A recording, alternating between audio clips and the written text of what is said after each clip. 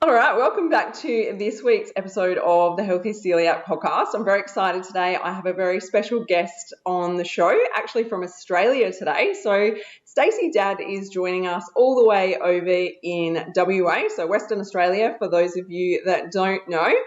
And Stacey is the owner and head baker of Champagne and Gumboots, which is one of the only Celiac Australia accredited cake boutiques and patisseries in Western Australia, as well as being one of only 2 accredited wedding cake makers in the nation.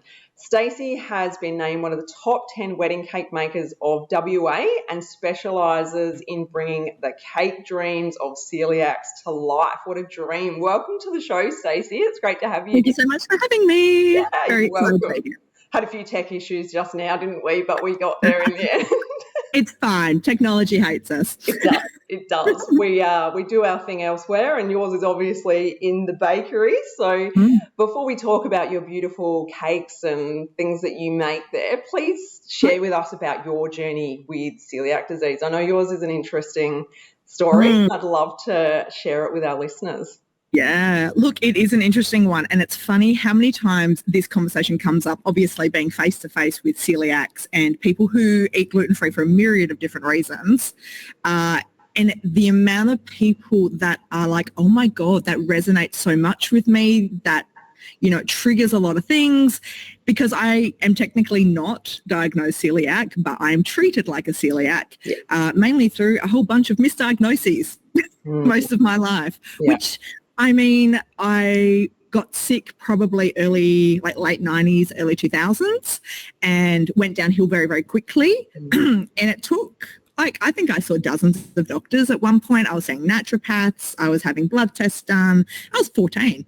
It's not an easy thing to do. And mentally as well, it really wasn't a great space. And because they were bandying around like really wild ideas about what could be making me sick, and some of them were kind of terrifying. Right. As a 14-year-old, you're like, oh my God. And then they're like, oh no, the blood test ruled that out, you're fine. And it's like, but I'm still sick. Yeah. So what's the answer? So probably the most abridged version, because it is quite a long story, as you know. I got sick at 14. By the time I was 15 and a half, I'd been labelled with basically a boatload of disorders, including glandular fever and chronic fatigue. And severe anemia, of which I went through, yes, and see now, in this day and age, we all go, ding. But, early 2000s, no one thought about it. Yep. The word celiac didn't even come up. Like, it wasn't mentioned. No one even went down that track. What ended up happening was I ended up seeing a naturopath who put me on a really hardcore exclusionary diet and a lot of different supplements. And I actually ended up excluding gluten and dairy and a few other things by kind of nature of the beast. And I kind of improved to a point where I could go back to normal work. I actually didn't finish high school properly. I wasn't able to pursue kind of my dreams of becoming a chef at that point. So it really did kind of put my life on hold. And I just kind of went back to normal living, I guess. It took years to kind of feel some semblance of normality. Yeah.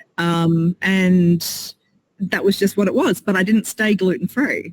I just went back to eating normally. Right. And I kind of just went, oh, this is what it feels like to be me, I guess. Flash forward many years later, I was diagnosed with polycystic ovary syndrome. So that was a whole fun thing. And then it was through the treatment of that my doctor went, I think you're gluten intolerant. And I'm like, oh, okay. So I had the skin rashes and I had a few other different symptoms. And he was like, I think you're intolerant. How about we just try cutting out gluten and see what happens? And I was like, oh, okay, this is new. I'll try that. And I mean, instantaneously, within 2 weeks, I felt amazing. Yeah. And I was like, oh, is this normal? Is this what it's supposed everyone else feels? Right? I'm like, oh my God. So kind of mind-blowing to me in that moment. And the biggest takeaway from it, I stopped getting migraines. I was having debilitating migraines that would send me home from work and just absolutely interrupt my life for days at a time. And it was hardcore.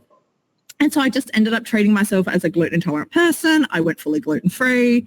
I did all the research, the learning curve. And then I had my son a number of years later, and I remember talking to my OB saying, you know, my iron levels have always been an issue. I think we should probably keep an eye on them during the pregnancy. And he kept checking them and he's like, your iron levels are fine, like perfect. Okay. I was like, oh, because I was a severe anemic for like years and that didn't go away. And he was like, no, they're all fine. You seem to be perfectly normal now. I was like, oh, okay, yay. I honestly thought nothing of it. I just went, oh, yay for me. Again, flash forward another jump in years, and I come home to the country, I see a new GP, and she's looking through like my entire medical history, as you do, and she's like, Stacey, I think you're celiac. Oh. And I'm like, oh, what does that mean? And she's like, well, really nothing, because in order for you to get tested now, we'd have to put you back on gluten. And I'd been exclusively gluten-free for probably close to a decade at this point. And I was like, I just don't really want to put myself through that. And she went, honestly, I don't see the reason to. Mm-hmm. She said, your iron levels are fine. You seem to have a fully, like, you know, good grip on your health. I have improved massively. Yeah. All my other health conditions have calmed down. She's like, we'll just treat you like a celiac. We'll just consider you celiac and call it a day. Yeah. And I'm like, oh, okay. It didn't change that much for me because I was like, well, I already do this. Anyway, so what's the point? So it was a really, like, when people ask me, they're like, are you celiac? The short answer is yes. Yeah. The long answer, obviously, is technically I'm not diagnosed as such, but I do treat myself as such. Yeah. And, she believes that's why my iron levels fix themselves, because Absolutely. I hear everything's fine now. Yeah. Oh, it's crazy, isn't it? And your story is so similar to so many people, even my best friend. So she actually got diagnosed as gluten intolerant by her chiropractor of all people, which is just insane. And she stopped eating gluten and dairy, and her whole life completely changed. Her skin cleared up, her health improved. And all these years later, I'm like, you could actually be celiac because you were never tested. You just went off gluten, and she probably doesn't act as severe as what we do, as you know, making sure we have zero gluten. However, when she does have it, she's not great. So, you know, she could be a celiac, but there's so many people in the same boat where one person says, you know, oh, just go off gluten, and they're not doing that process and not testing. Yeah. So it is really interesting, but I do wonder how, you know, with more awareness and more, you know, us sharing stories and getting the word out there, if more people will go, hang on a minute, probably should get tested for celiac disease before starting eating gluten-free. Absolutely. And like even a number of my friends have kind of followed a similar sort of track. Yeah. And I've said to all of them, go and get tested. Like it just adds that extra little layer. You've already done the damage if you are celiac. So keep with it, because I'm not going to re-damage myself now. Like after it's been probably 12 years now that I've been gluten-free. Yeah. I'm not going to put my body through that, let alone I don't think I could handle those migraines again. No, it'd just be horrendous, wouldn't it? Like when people say, oh, can't you just have one bite, or can't you just have a cheat day? It's like, oh, I could not think of anything worse. I'm also hypersensitive. So like if I go out and eat out, I know within 30 minutes I've been gluten. Yeah. I just, I'd never do really that interesting. myself. Mm-hmm. Yeah. I also find the glandular fever, like have you read some of the research around glandular fever being a trigger disease for? I'm aware that it is, but I haven't read too much research, but. The amount of people I mention that to in the shop, and they're like, wait, really? I had glandular fever too. Yeah. The amount of celiacs I talk to that have found ourselves in an almost identical sort of series of steps, it's really quite interesting. Yeah, definitely. Yeah, it's incredible. I did a bit of a survey last year on what people thought their triggers were, and it's amazing all the variety of triggers. So the main one was actually pregnancy. So that was the one thing that came up the most. So, and then followed by various things like glandular fever and COVID and a number of other different factors. So yes, it is very, very interesting for sure. Yeah. Well, actually, now that you say that, one of the women that work in my building at another of the businesses, she's pregnant, and she literally came into me the other day and she goes, oh my God, I get to be like you now. And I'm like, what? She goes, I get to eat gluten-free now. Oh. And I'm like, oh. She goes, yeah, I've been taken off gluten during my pregnancy. It wasn't reacting well. And I'm like, oh. We'll see how that goes when you have the baby. Out the other side. Yeah, keep an eye on that one. Yeah, definitely. Interesting.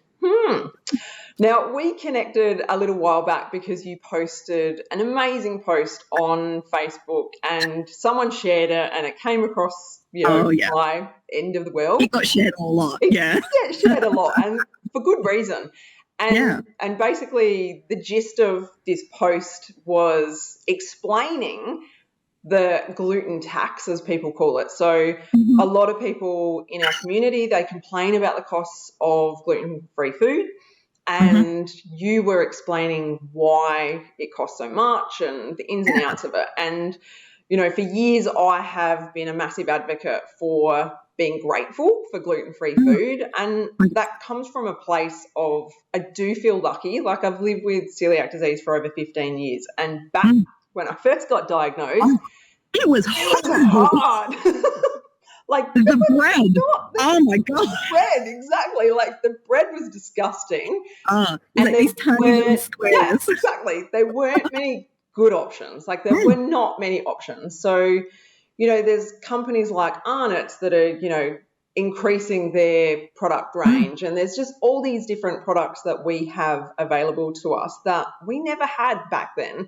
So I come from a place of thank you. Like, thank you for providing us 100%. with these options.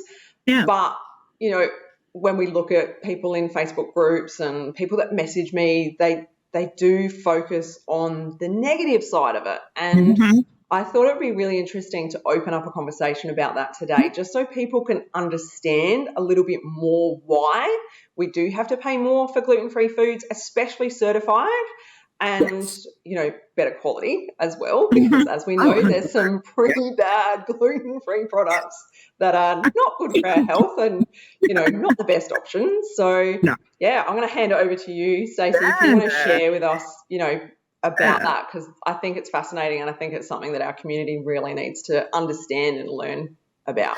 Absolutely. And what was really interesting was I posted that post from a place of, I actually was getting a little bit upset about it. So as probably someone who works in the gluten-free space as well, not just as a celiac, we're members of all of these gluten-free Facebook groups. And we have one here in Perth, which is massive. Like, it's probably close to 20,000 people. Oh, wow. Oh, it's huge. And it is the absolute epitome of information in terms of, like, if you want to go even overseas, people have got like Bali threads and Italy threads, and, it's sharing information, even the location. Like, we had a thread dedicated to the Arnott's Tim Tams gluten-free when they came out, so people could find them. Yeah, cool. They were selling out like crazy, weren't they? Oh, my God. The pandemic, so toilet paper epidemic. Exactly. So this Facebook group is, so I've been a member of it obviously for quite some time back when it was much, much smaller, and it was a much, I'll say, nicer place on the internet than it has sort of slightly become. And I think I like kind of a lot of what you've said. A lot of new people have been diagnosed, and a lot of people have kind of been brought into this community, and they came in at a time where there was gluten-free options, where we weren't desperate for anyone to understand us and kind of service us. And it gets a little bit whingy and whiny, for lack of a bit of better word. And I, unfortunately, and the vast majority of gluten-free businesses, we're all in these Facebook groups too. So we see what people say, not just about us, but about the businesses in general. And I actually saw a number of posts in the days leading up to me posting that, sharing that information, that really actually quite upset me, because they were just downright nasty. And that's, and it was targeting, and it was basically like we're being ripped off. Like, people are actively ripping off people, particularly in a time like now with the cost of living crisis, and, everyone's tight on money. Like, we're not going to deny that, but it was actually quite upsetting. And I see the same comment all the time, that people say, oh, yes, well, we know it costs more to make. But I don't genuinely think people understand more. It's not a little bit more, it's a lot more. And so I wrote that post from that place of, look, I'm just going to share this. I didn't anticipate the reaction it got. It was, kind of like large.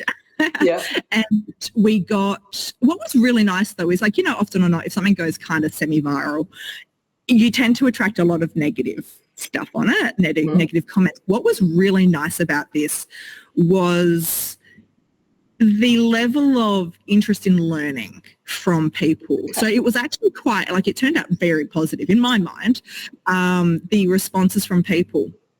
So basically what I did was I took one of my 5 flours. So I make my own custom flour blend. As most people who have tried to bake gluten-free know, you can't just take one flour, like white rice flour, and whack it in a cake and be like, Bob's your uncle. Yeah. That'll work fine. It's not that simple. It's very scientific. Yeah. And for someone who hated science in high school, I am oddly obsessed with it now. Talk to me about pH level of cocoa powder on another day. Yeah, it's weird, right? But in order to get these products to be at a level where we can say no one will know they're gluten-free, which is our tagline, we have to use a myriad of different products. And so I make my own flour blend, which I've been doing for probably 12 years now.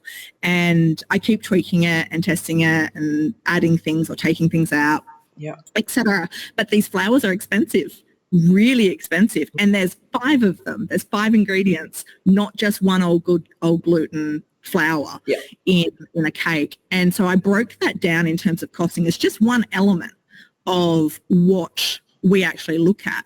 And to put it in really stark contrast, I can get a bag, 25 kilo bag of good old gluten containing wheat flour from my wholesaler for about $40. Okay. Now that price has gone up obviously in recent years, but $40, that's not bad for 25 kilos. Now in comparison to that, one of my flours, just one of them, is $93 for one bag. And it's on the other side of the country. Yeah. Then I have to pay $83 on top of that 93 to courier that bag across the country. Yeah. And ordering it in multiple bags doesn't decrease the price. It actually just compounds it. The only way I could get it cheaper would be if I ordered it by the ton. And you can't really have that sitting around, can you? I don't use that much of that flour. And I also don't know where I'm going to put 1 ton of brown rice flour in my store. So that obviously doesn't work. And that's just the absolute obvious factor around the pricing, is that very simply, the flour itself is now basically 4 times more expensive than gluten flour. And that's just getting it. That doesn't include any of the other flours or any of the other ingredients. So it was really enlightening watching people's reaction, explaining this.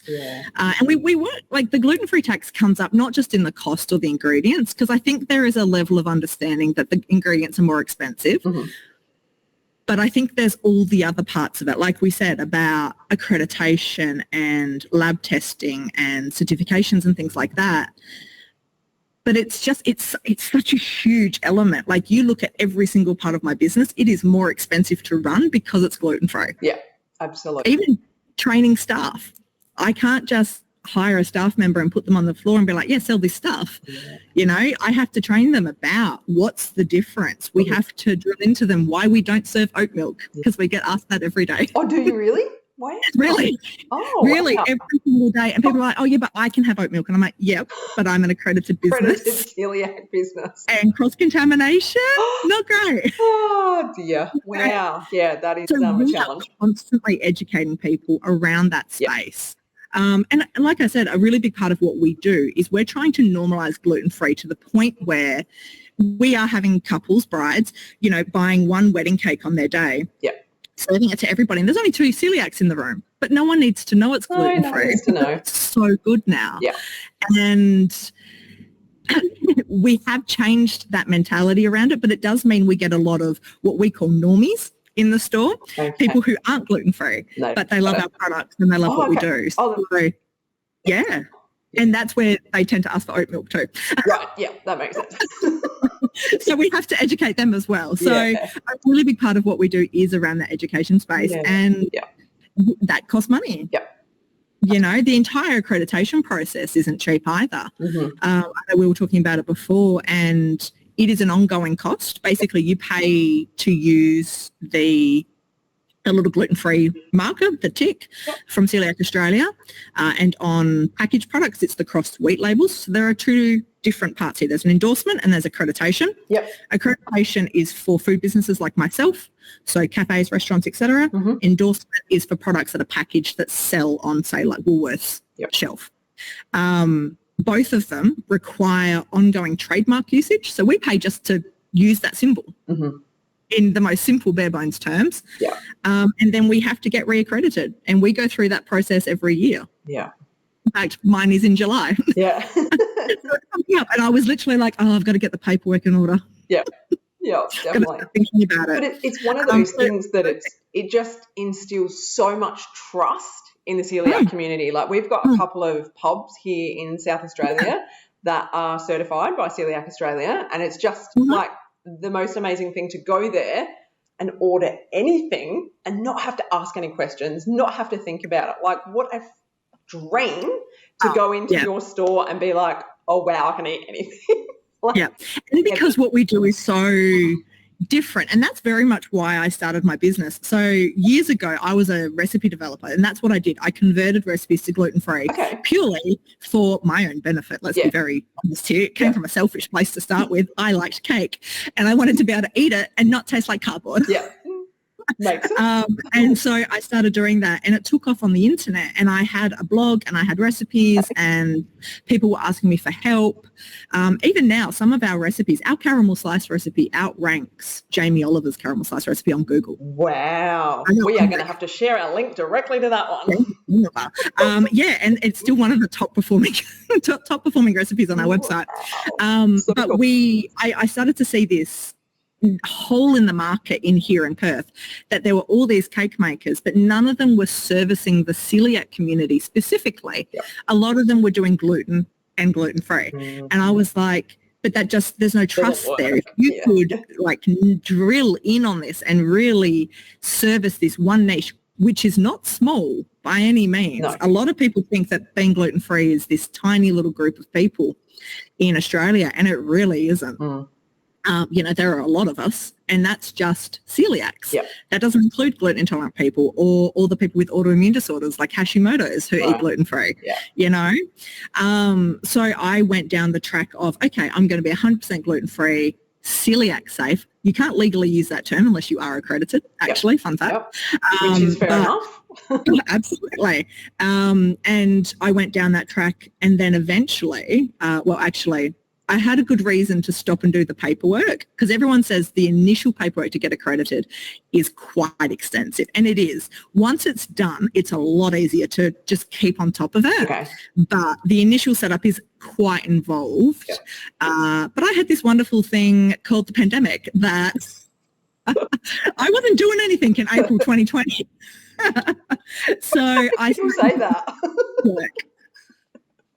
I also developed 36 new recipes in the time frame and wrote a whole new ebook. So, I used my time productively, but we became accredited. And at the time, we were the only ones among maybe a handful of, like there was a cafe and a butcher in Western Australia. We still don't have a lot of accredited places. And it really became this big point of difference that we were safe, that the tip means a lot more, but I think a lot more people are being diagnosed gluten-free now, and they're not aware of Celiac Australia. They're not aware of what the accreditation means and what it means in terms for them and in terms of for us as a business. So it's an interesting area. Definitely. So when we look at those costs, obviously it's either absorb those costs or pass them on. Like, you can't be in business and not make money. This is what I say to people all the time.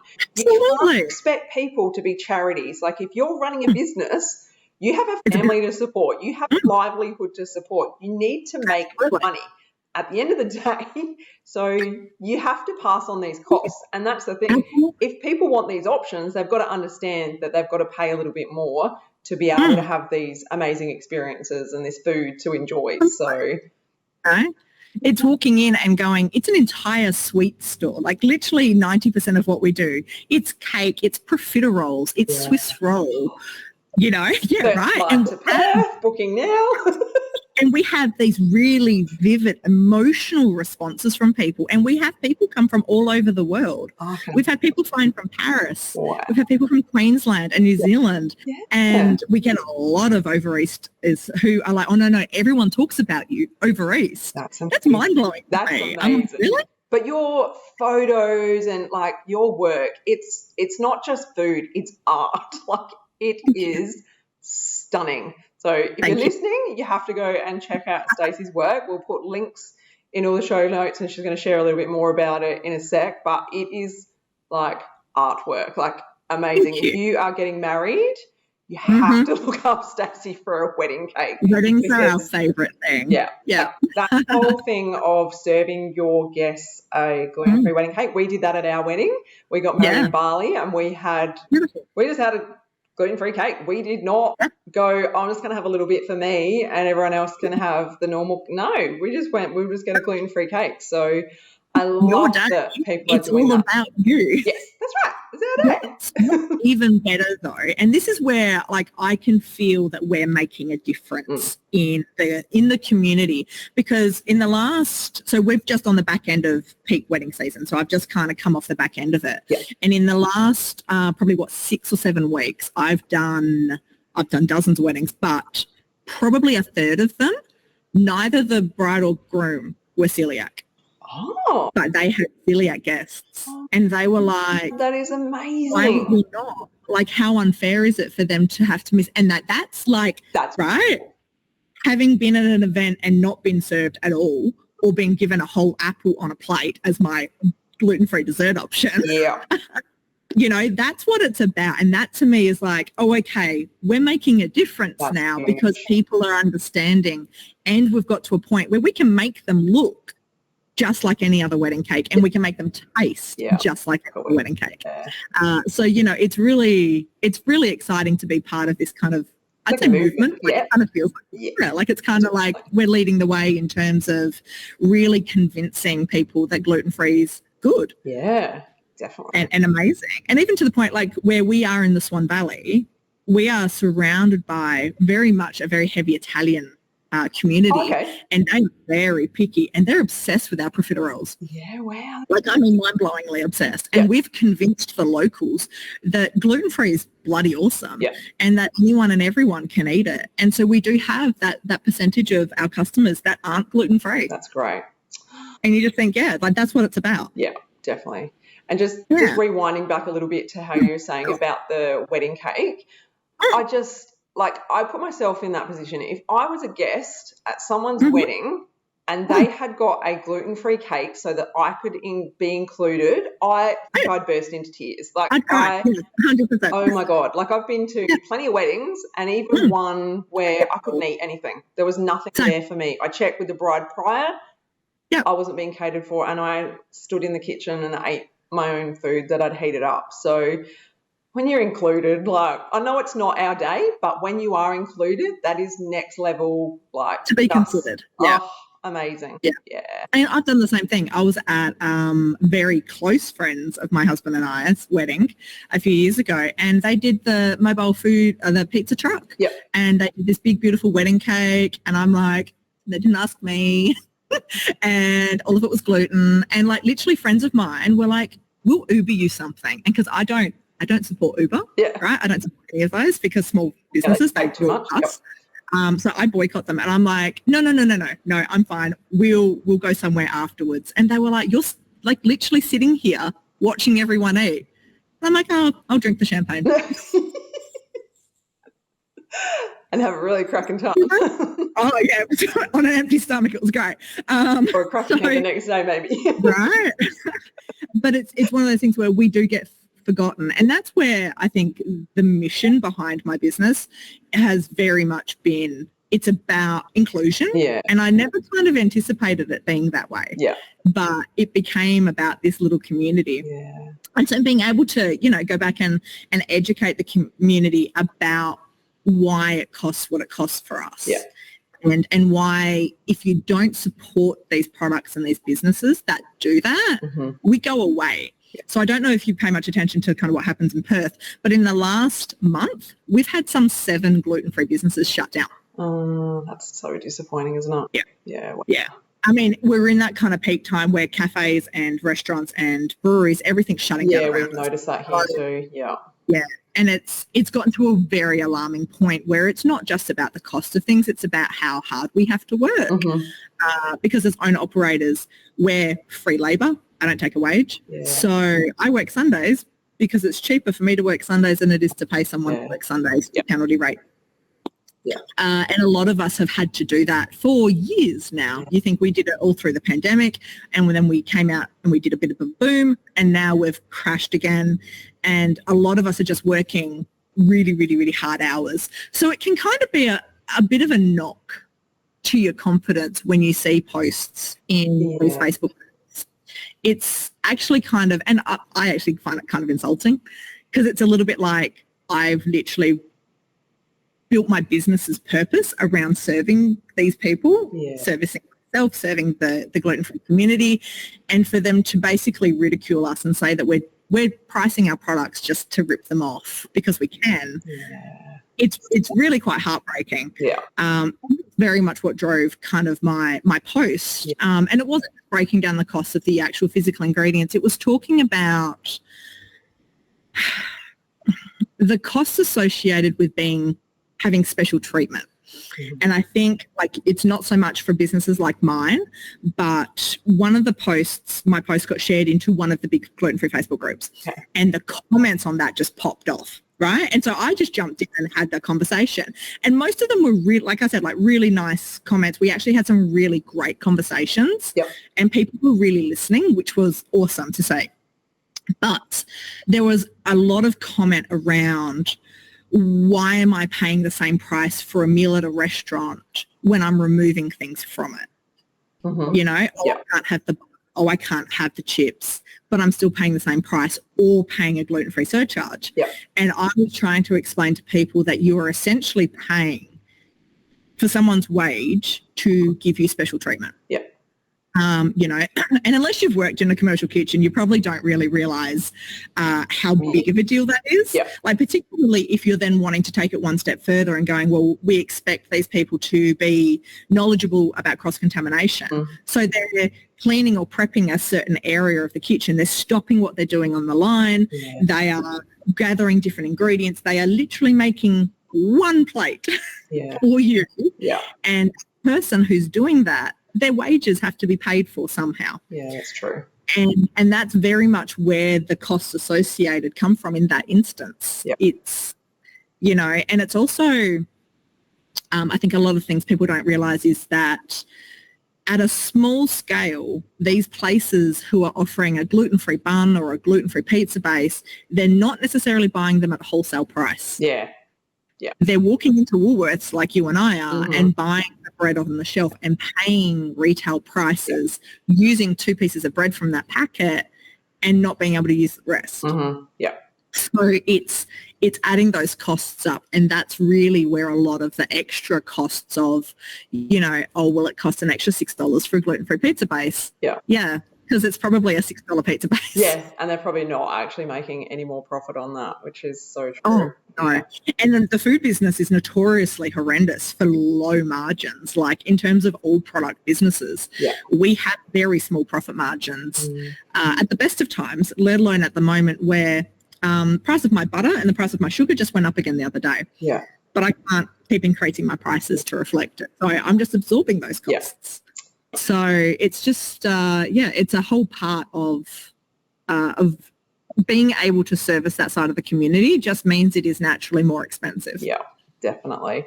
And it is definitely up to us as consumers to support the businesses that we want to keep around and the ones that we love. And, you know, I'm all for supporting small business. I prefer to give my money to small business. I shop at our local supermarket that's independently owned. I prefer to support them. I do shop at Aldi a little bit because some of their products are good, but majority of my money I try to give to small businesses and support those businesses that are looking after us and doing right by us as celiacs and living gluten-free, because like you say, if you don't support them, then how are they supposed to survive? So very, very important. That's very evident right now in WA because Helga's have stopped sending their gluten-free bread to WA and the Northern Territory. Oh, have they? Yeah. So because it has to get sent across, I mean, obviously we've had a lot of railway problems and supply chain problems coming across the country in the recent years, but they send their product to us frozen. Yeah. Now that does, and because it's bread, it doesn't have to comply with full cold chain laws. So it partially defrosts, but it's bread. No one really cares. And then it gets put back on a shelf or it gets refrozen or it's, you know, all sorts of things, and some of it was going mouldy. Yeah, and so people were en masse complaining to Helga's about this product. What happens when you complain en masse to a big business? Yeah, they take the product away. That's right. Too hard. That's the solution. And literally, they've turned around and said, "We will no longer be supplying gluten-free bread to Western Australia or the Northern Territory." Wow. And so now all of their breads that go to Queensland, South Australia, etc., are fresh breads, so they don't have to worry about this quality control. Yeah. And that's kind of where it's a little bit like, I get it, there's a problem, but sometimes when you just hound a business about a problem, their easiest solution is to take the product away, not to actually try and figure out another way to do it. That's it. This economy, which, you know, most solutions aren't easy. Yeah.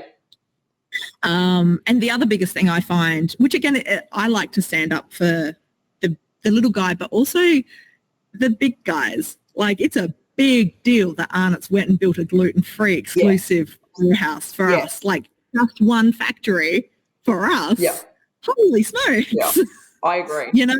Yeah. Those products are going to cost more because they've got to pay for that facility. Yes, exactly. And for those listening that don't know much about Australia, Arnott's is probably our biggest biscuit maker in the whole country. Like, they make sweet biscuits. Oldest, yes. And they make crackers and all sorts of amazing and things that we grew up with as kids. Tim Tams. Tim Tams. Most of you have probably heard of Tim Tams. They've just brought out gluten-free shapes. My favourite is Jats. They were a childhood favourite of mine. My son's got non-celiac gluten sensitivity, and when I first bought the gluten-free Jats, it was like we were both in heaven. So I demolished an entire bag straight away. I was like, oh, that went too quickly. Delicious with Vegemite. Hot tip. Yes. Okay, I might have to try that. That was a childhood favourite. So these businesses, you know, they're making a massive go of it, like to build a brand new facility for us. That is a huge expense. Like, that is going to take a little bit of time for them to get that money back. And then who knows, maybe they will be able to decrease their prices once they're, you know, able to absorb that. But at the moment, I'm just grateful that we've got these options. Like, it's just another thing that we can have as a treat. So, yeah. Absolutely. It is a big Some of the other criticism I saw, and again, it was all these things that came up in the comment section of that post, right? It was, I'm like, oh my God, I spent an entire day and night responding to comments. It was kind of great. I know, right? And one of the comments was, well, the packets are so much smaller when they're gluten-free, but they're so much more expensive. And it was really interesting. And I think this comes back to a fairly significant issue we have in Australia at the moment, where the divide between making something and buying something is so big. The average consumer has no concept of how things are made anymore because we just don't make that much in Australia, right? A lot of it got taken away because of our labour costs and things like that. And so they don't understand the bare bones basic of it, right? Yeah. So you think about it, if that Tim Tam packet had to come in a normal sized packet, the price would be even higher. Yes. Now, is that going to be saleable? Probably not. So we make the packet slightly smaller at a more palatable cost. And you're going to sell more. Yes, it's a smaller packet, but you get it at a more reasonable price that most people are willing to at least try or treat themselves with. It's not an everyday purchase, but let's be honest, Tim Tams are not an everyday purchase. Never thought about it like that. That is such a good insight. Thank you. and that's where it's, when you come from an industry where you do make and sell, you get this really, like, I look at everything in terms of piece. So it's like, okay, well, it's, you know, $8 for a slice of that, times it by 12. It's not cheap. So, you know, it's very interesting. But I think that divide is just getting bigger and bigger and bigger. Yeah. Unfortunately. And you can see it as well. Like, I'm a country girl. I came from farm and country life, and my parents were farmers and business owners in town as well. And watching the divide between city and country and the concept of where our food comes from, that's part of the issue. And just the average person isn't really aware of what goes into how things are made anymore. And that's a conversation we have constantly in store when people come in and ask for a birthday cake and it's not cheap. And I say, well, my biggest way to explain it is, okay, think about your hourly wage in a job, right? Times it by 4. Now add in the cost of the ingredients. Okay, add in a profit margin, add in GST. And you can understand our pricing a lot better. And suddenly people go, oh, yeah. I hadn't thought of that. Yeah. And again, and it's that little bit of just going, I have to pay my staff to do a job. And I legally have to comply with those laws. And that's what it costs to produce that product. Whether I make it or they make it, it costs what it costs. But I think people are very separated from that now. Absolutely. Totally off topic, but a similar situation. My girlfriend is a hairdresser and she always says people expect her to be cheaper than she is, but she's like, I could charge the same amount as a plumber for an hourly rate because I did trade school and I learned my trade over the same period of time, but people don't have this idea of, I can pay the same amount to my hairdresser as a plumber, but she is very well trained. She's an amazing hairdresser, but we think about it differently, don't we? But absolutely, you're paying for the experience. You're paying for the constant training. Like, we have a hair salon right next door to us, and those girls are constantly training. They are constantly staying on top of new products and new techniques and new designs and new trends. And just like we are in the cake industry, I've just ordered some new things and I'm like, oh, this is new. This is exciting. Could be a trend. Might not be. So you're going to try these things, But I've got to learn how to do it in case it does become a trend. And it's a little bit like, we're constantly learning, constantly trying new things. And the same thing with pastry school, you go through the same sort of qualifications that a plumber does. I'm not charging $150 an hour, however. Wouldn't that be nice? Wow. Nice for you. Oh, God. I'd make one cake a day. That's just, I'm done. Oh, amazing. Oh, wow. So that is so helpful. Like, I think that covers off so much that we wanted to talk about. Like, when we first connected, I'm like, this is such an important topic. And I have touched on it a little bit over the years on the show, but I think you having your background and your business has just given us so many insights for people to kind of take away and think about. And please, listeners, support those businesses that you love, support those products that you love, and be proactive in talking with others about this situation, because if we can shed a bit more light on this, then there might be a little bit more positivity in our community about, gluten-free foods and certifications and things like that. So is there anything else you wanted to share with us before we share where we can find you? No, I don't think so. I think the topic is so huge. Like I could probably talk about it all day because it really is that's the tip of the iceberg in terms of just the multitudes of reasons of why things cost more. Even just the fact that the white chocolate I use, I can't use Australian branded white chocolate. My white chocolate comes from Italy. Right. Wow. It's gluten-free. And even then, when we first opened in 2022, we went 8 months without white chocolate because of the shipping container problems. So our chocolate just wasn't coming into the country.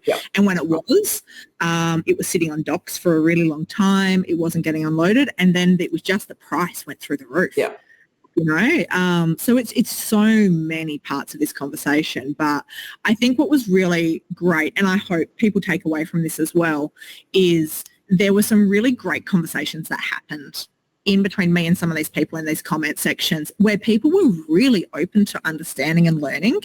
And a lot of them said, you know what, I actually feel totally differently now going out and eating in a restaurant. And I said, absolutely. It makes you appreciate things on a different level.